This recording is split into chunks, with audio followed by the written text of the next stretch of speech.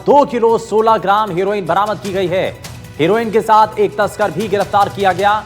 वहीं जब्त हीरोइन की कीमत 10 करोड़ रुपए से ज्यादा बताई जा रही है। संगरिया पुलिस ने भारतमाला रोड पर यह कार्रवाई की है। सिरसा का रहने वाला आरोपित अमरजीत सिंह इस मामले में गिरफ्तार कर लिया गया है। तो जब्त हीरोइन की कीमत करीब 10 करोड़ रुपए से ज्यादा बताई जा रही है और सांगरिया पुलिस ने भारतमाला रोड पर यह कार्रवाई की है। साथ ही आपको बता दें कि हीरोइन के साथ एक तस्कर गिरफ्तार किया गया है, जिसमें 2 किलो 16 ग्राम हीरोइन बरामद की गई है और हीरोइन तस्करी मामले पर यह सबसे बड़ी कार्रवाई है।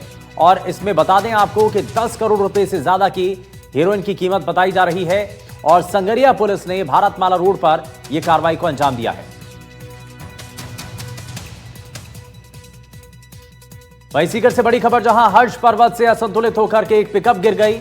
श्रद्धालुओं से भरी हुई पिकअप गाड़ी जो कि गिर गई है और हादसे में करीब 1 दर्जन से ज्यादा श्रद्धालु घायल हो गए हैं। जीण माताजी मंदिर में दर्शन करने के लिए ये सभी लोग पहुंचे थे और हर्ष भैरव मंदिर से वापस लौटते समय ये पिकअप नीचे गिर गई और सीकर के अस्पताल में घायलों को भर्ती कराया गया है।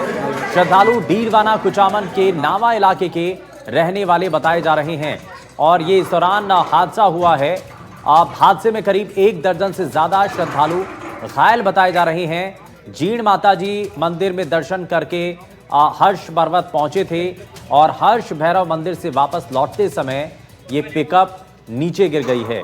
तो फिलहाल ये जानकारी, जहां हर्ष पर्वत से असंतुलित होकर के एक पिकअप गाड़ी हादसे का शिकार हो गई है और श्रद्धालुओं से भरी हुई ये पिकअप गाड़ी बताई जा रही है।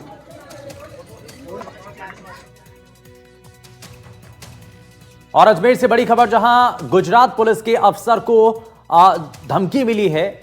आरोपी ने फोन पर जान से मारने की धमकी दी है और कहा कि अजमेर आया तो काटकर कुत्तों को खिला दूंगा। ये स्पीच एक बड़ी जानकारी मिल रही है। आपको बता दें, साबरकांठा में यह मामला फिलहाल दर्ज करा दिया गया है और पीड़िता की शिकायत पर गुजरात पुलिस ने इस मामले पर कार्रवाई की है। मोबाइल लोकेशन ट्रेस कर अजमेर से फिलहाल अरेस्ट कर लिया गया है।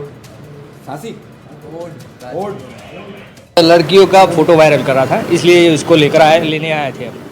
अभी तपास जारी है इसकी। अच्छा, फोन पर क्या धमकी दी अधिकारियों को? फोन पे वो नहीं, वो उसके फोटो वायरल किए थे एक लड़की के, इसलिए आए थे हम यहाँ।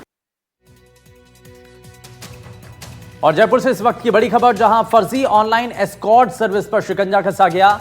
2 आरोपियों को पुलिस ने गिरफ्तार कर लिया है और बाकी आरोपियों की पकड़ के लिए प्रयास किए जा रहे हैं।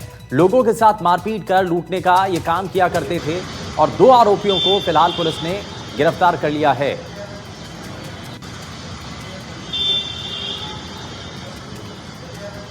तो फर्जी ऑनलाइन एस्कॉर्ट सर्विस पर यह शिकंजा कसा गया है और पुलिस ने कार्रवाई की।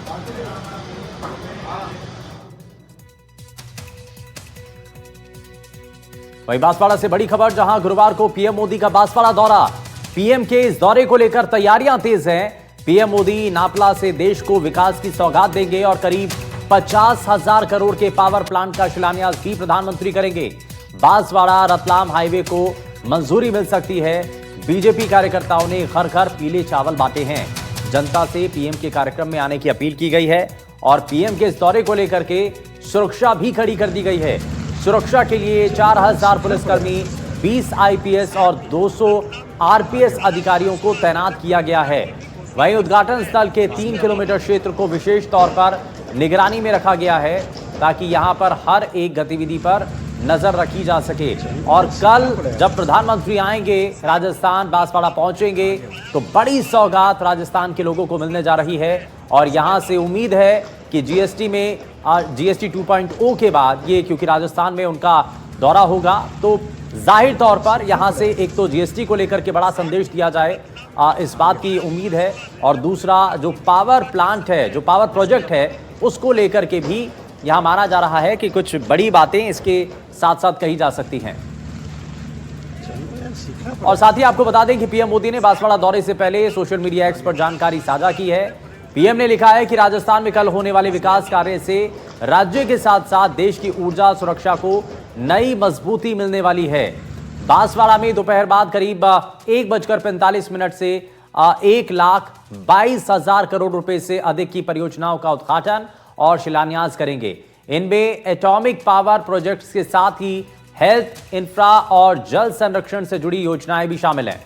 यहां 15,000 से ज्यादा युवाओं को नियुक्ति पत्र सौंपने के अलावा पीएम कुसुम योजना के लाभार्थियों से संवाद का भी सुअवसर मिलेगा। यह प्रधानमंत्री के द्वारा कहा गया है और यानी कि न सिर्फ संवाद कायम करेंगे बल्कि बड़ी परियोजनाएं राजस्थान के विकास को मजबूती देने के लिए जो काम आएंगी उसको भी यहां पर हरी झंडी दिखाएंगे। वहीं मुख्यमंत्री भजनलाल शर्मा बांसवाड़ा पहुंचे हैं और आपको बता दें सीएम नापला पहुंचे हैं, जहां उन्होंने प्रधानमंत्री नरेंद्र मोदी के प्रस्तावित माही बांसवाड़ा विद्युत परियोजना के शिलान्यास सहित बाकी महत्वपूर्ण परियोजनाओं के लोकार्पण और शिलान्यास स्थल का निरीक्षण भी किया है। यानी कि हर बारीक तस्वीर को और सभी तैयारियों को मुकम्मल कर लेना चाहते हैं मुख्यमंत्री, और बाकायदा सीएम ने तैयारियों को बारीकी से देखा है और अधिकारियों को कार्यक्रम को सफल बनाने के लिए दिशा निर्देश भी मुख्यमंत्री के द्वारा दिए गए हैं।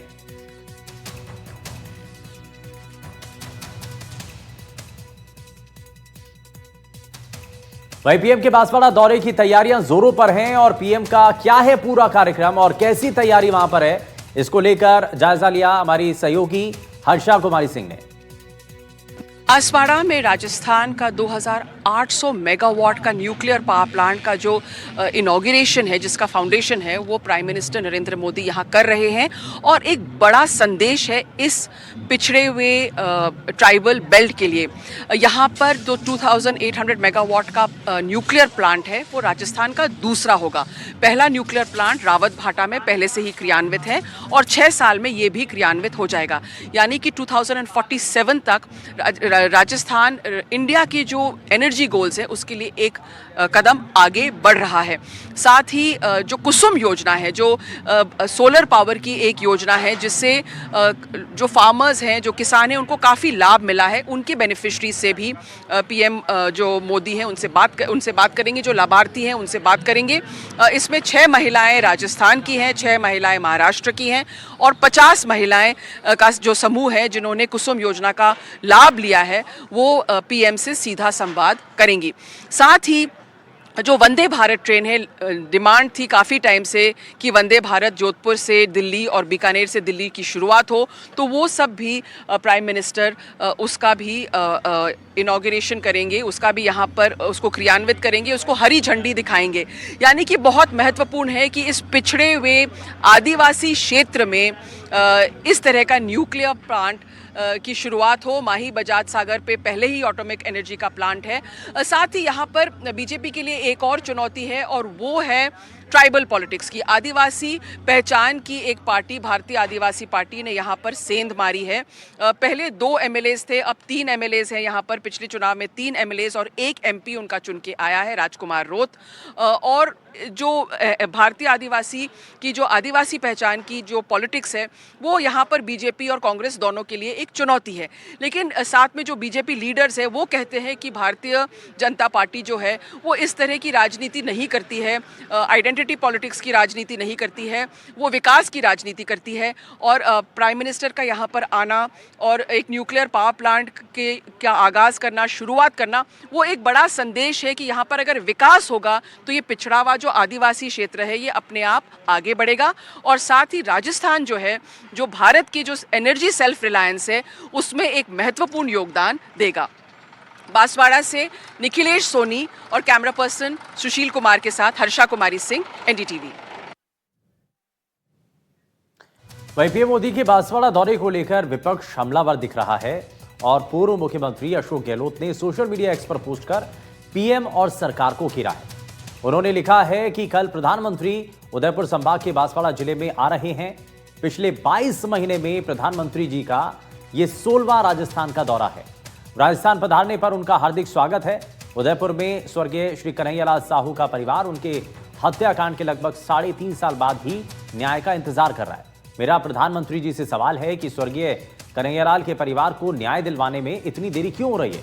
ये अपराधी बीजेपी कार्यकर्ता हैं क्या, इसीलिए इनकी सजा में देरी हो रही है?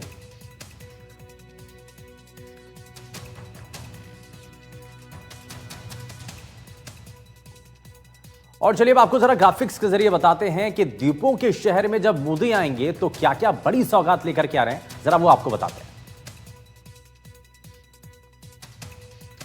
तो आपको जरा बताते हैं, ये आप देखिए द्वीपों के शहर में जब मोदी आएंगे तो इसका फायदा क्या मिलेगा। तो बांसवाड़ा को 100 द्वीपों का शहर कहा जाता है। यह बांसवाड़ा की अपनी एक अलग पहचान है, इसीलिए यह बड़ा प्रसिद्ध है। 25 सितंबर को पीएम मोदी का यह दौरा है, बहुत खास दौरा है। वीवीआईपी दौरे पर प्रशासन पूरी तरीके से अलर्ट हो चुका है। यातायात व्यवस्था में बदलाव किया गया है। पुलिस ने सोशल मीडिया पर इसके बारे में जानकारी दी है और साथ ही अब जो रूट हैं वो भी डाइवर्ट कर दिए गए हैं, जो कि द्वीपों के शहर में जब मोदी आएंगे तो उसको लेकर के जानकारी है। लेकिन आगे बढ़ते हुए आपको जरा बताते हैं कि न्यूक्लियर प्रोजेक्ट का तोहफा कैसे काम करेगा और कितना बड़ा यह तोहफा है। दरअसल पीएम मोदी का 25 सितंबर का नापला दौरा है, यानी कि कल पीएम मोदी आने जा रहे हैं और माही न्यूक्लियर पावर जो प्रोजेक्ट है उसका शिलान्यास प्रधानमंत्री के द्वारा किया जाएगा। प्रोजेक्ट का शिलान्यास हजारों करोड़ का है और nuclear power project PM Modi प्रदेश को कई बड़ी सौगात देंगे, यानी कि प्रधानमंत्री के द्वारा कई बड़ी सौगातें प्रदेश के लोगों को दी जाएंगी। जीएसटी स्लैब में हुए बदलाव पर भी पीएम की जो है बात कर सकते हैं। पीएम की सभा को ऐतिहासिक बनाने की तैयारियां की जा रही हैं।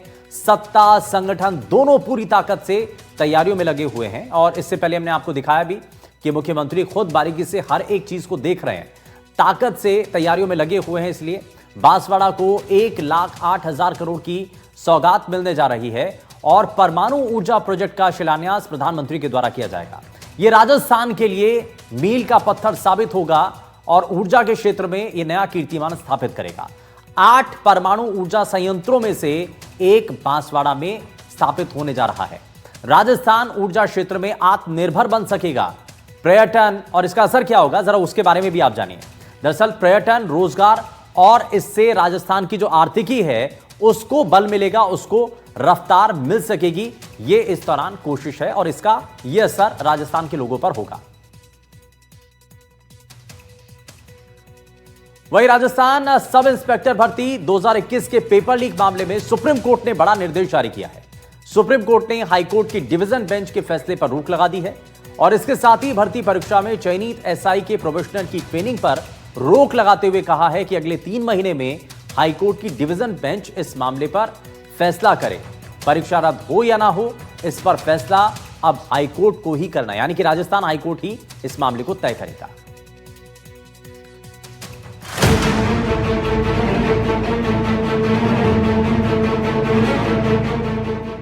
सुप्रीम कोर्ट ने सिंगल बेंच का फैसला रखा बरकरार। एसआई भर्ती 2021 फिलहाल रहेगी रद्द। भर्ती रद्द हो या नहीं, हाईकोर्ट करेगा फैसला। डबल बेंच के अंतरिम फैसले पर सुप्रीम रोक। चयनित एसआई के ट्रेनिंग पर सुप्रीम कोर्ट ने लगाई रोक। हाईकोर्ट को सुप्रीम कोर्ट ने दिया निर्देश, 3 महीने में फैसला करें डिवीजन बेंच। भर्ती रद्द का फैसला एक बार फिर हाईकोर्ट के पाले में आ चुका है। एसआई भर्ती रद्द हो या नहीं, फैसला हाईकोर्ट को ही करना है।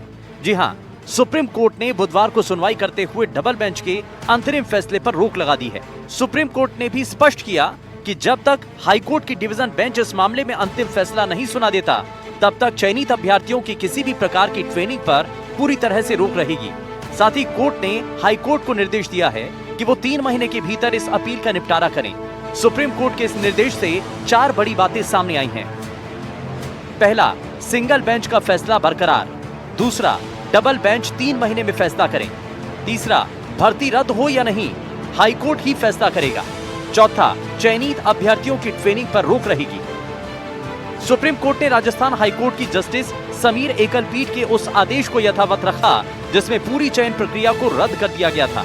एकल पीठ ने अपने फैसले में भर्ती प्रक्रिया में पेपर लीक और अनियमितताओं की गंभीर आरोपों के आधार पर चयन प्रक्रिया को रोकने का आदेश दिया था। इस फैसले के बाद कहीं खुशी है तो कहीं गम। Bureau report, NDTV Rajasthan. और चलिए अब आपको जरा बताते हैं कि एसआई भर्ती पर आज सुप्रीम कोर्ट की तरफ से क्या कहा गया, जरा ग्राफिक्स के जरिए आपको दिखाते हैं। तो ये अब आपको जरा दिखाते हैं कि एसआई भर्ती मामले को लेकर के जो सुप्रीम कोर्ट ने आज कहा वो बहुत महत्वपूर्ण है। दरअसल एसआई भर्ती पर सुप्रीम कोर्ट ने बड़ा आदेश दिया और राजस्थान हाईकोर्ट के अंतरिम आदेश पर रोक लगाई है और इसमें 8 सितंबर के आदेश पर रोक लगाई गई। चयनितों की किसी भी ट्रेनिंग पर रोक है, यानी कि जो चयनित अभ्यर्थी हैं वो आगे किसी भी ट्रेनिंग को नहीं करेंगे, इस पर रोक लगा दी गई है। हाईकोर्ट को 3 महीने में निपटारे के निर्देश दे दिए गए हैं। ये इसमें एक और बड़ी बात सामने आई है, यानी कि राजस्थान हाईकोर्ट को 3 महीने में इस मामले का निपटारा करना होगा। वहीं राजस्थान में 4527 प्रिंसिपल के ट्रांसफर्स को लेकर के राजनीति गर्मा चुकी है। दरअसल प्रदेश कांग्रेस कमेटी के अध्यक्ष और पूर्व शिक्षा मंत्री गोविंद सिंह डोटासरा ने कहा है कि ये तबादले जाति देख करके किए गए हैं, तो वहीं बीजेपी ने इस पर पलटवार किया और कहा है कि ये सब कांग्रेस राज में होता था और पैसे लेकर मनचाहा पोस्ट मिलता था।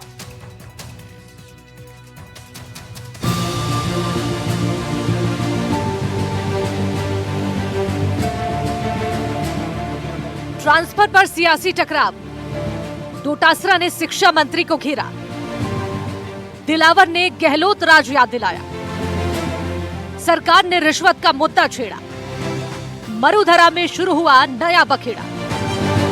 राजस्थान में 4527 प्रिंसिपलों के ट्रांसफर पर बड़ा राजनीतिक संग्राम छिड़ चुका है। आरोप प्रत्यारोप, खींचतान और रसूख की राजनीति ने शिक्षा विभाग के फैसले को सवालों के घेरे में ला दिया है। प्रिंसिपलों के ट्रांसफर की लिस्ट जारी होते ही सियासत गर्मा चुकी है। विपक्ष इसे सत्ता का दुरुपयोग बता रहा है, तो वही सत्ता पक्ष इसे प्रशासनिक प्रक्रिया करार दे रहा है। मेरे लक्ष्मणगढ़ से 2019 के बाद में पोस्टेड तमाम प्रिंसिपलों को कि ये सारे के सारे डोटासरा के लगाए हुए हैं, इसलिए डोटासरा के हैं। राजनीतिक व्यवस्था से उनको बाड़मेर, जालोर, सिरोही ऐसी जगह पर मैं समझता हूं कि ये राजनीतिक द्वेषता बैन के अंदर दिलावर साहब ने जो दिखाई है वो मुख्यमंत्री जी को संज्ञान लेना चाहिए। हम जहां लगता है कि जरूरत है वहां हम ट्रांसफर करते हैं। हम किसी की भी आधार पर ट्रांसफर नहीं करते कि भाई ये किस जाति का है, कैसा है, ये कोई हमारा आधार नहीं है। हाँ, डोटासरा जी का आधार था कि उनको कोई रुपया दे देता तो ट्रांसफर कर देते थे। हमारे यहाँ रिश्वत लेके ट्रांसफर करने का प्रचलन नहीं है। केवल रिश्वत लेकर ट्रांसफर करने का प्रचलन कांग्रेस के राज में डोटासरा जी शिक्षा मंत्री थे तो था, इसलिए डोटासरा जी में आप जैसा बेईमान नहीं। पूर्व शिक्षा मंत्री गोविंद सिंह डोटासरा ने सीधे सीधे शिक्षा मंत्री मदन दिलावर पर राजनीतिक द्वेष और जातिगत भेदभाव का आरोप लगा दिया है। पीसीसी चीफ के आरोपों पर शिक्षा मंत्री ने खुलकर जवाब दिया और गहलोत राज में हुए रिश्वतखोरी तबादलों की पोल खोल दी है। ये मैंने इसलिए नहीं कहा कि मैंने सुना है या देखा है। तत्कालीन माननीय मुख्यमंत्री जी अशोक जी गहलोत के सामने जो पुरस्कार प्राप्त शिक्षक यानी सम्मानित शिक्षक बैठे हुए थे, तब अशोक जी गहलोत ने पूछा था डोटासरा जी की उपस्थिति में कि हमारे यहाँ कोई पैसे लेकर तो ट्रांसफर नहीं होते हैं, तो सबने एक साथ कहा था कि हाँ, पैसे लेकर ट्रांसफर होते हैं। मेरा आधार यही है कहने का कि डोटासरा जी के समय रिश्वत लेके ट्रांसफर होते थे। हमारे यहाँ प्रचलन नहीं है, ये कांग्रेस पे चलन रहा है। दोनों नेताओं में जुबानी जंग बेईमानी तक पहुंच गई। ट्रांसफर पर तकरार जारी है। कहीं एक ही जगह वर्षों से जमे प्रिंसिपल को हटाया गया है, तो कहीं नए ट्रांसफर आदेशों ने राजनीतिक सरगर्मी को और ज्यादा बढ़ा दिया है। कई जगह पर सरकार के फैसले का विरोध भी शुरू हो चुका है। बच्चे ट्रांसफर रद्द करने की मांग कर रहे हैं। अब सवाल ये है कि क्या ये तबादले सिर्फ प्रशासनिक प्रक्रिया है या फिर राजनीति का नया अखाड़ा है। नतीजा चाहे जो हो, सबसे बड़ा नुकसान हो रहा है बच्चों की पढ़ाई और शिक्षा व्यवस्था का। Bureau report, NDTV, Rajasthan.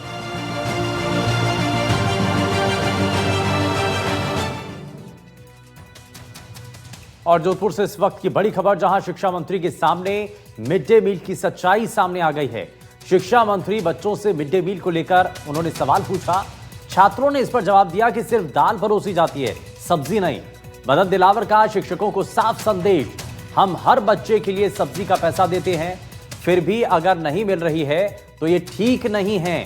School के उद्घाटन कार्यक्रम में शिक्षा मंत्री पहुंचे थे और इस दौरान बच्चों से बातचीत कर रहे थे। उन्होंने पूछा बच्चों से कि आपको खाने में क्या मिल रहा है, तो इस दौरान बच्चों ने बता दिया कि इसमें सब्जी नहीं मिल रही है। इसी को लेकर के वो नाराज भी हुए। इस दौरान बयान भी उनका सामने आया, जरा वो भी आपको दिखाते हैं। हरी सब्जी अलग, दोनों बनना है, वो बनती कि नहीं बनती।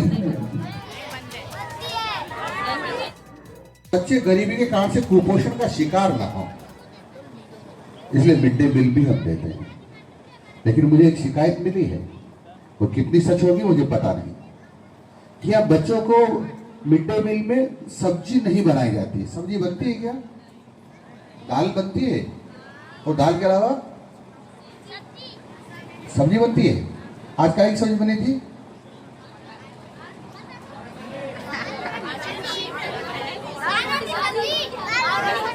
नहीं, दाल के साथ साथ दाल की सब्जी अलग और कोई न कोई हरी सब्जी अलग, दोनों बनना तय है। वो बनती कि नहीं बनती? नहीं बनती मेरी जानकारी के अनुसार। क्या होता है डीओ साहब? डीओ साहब,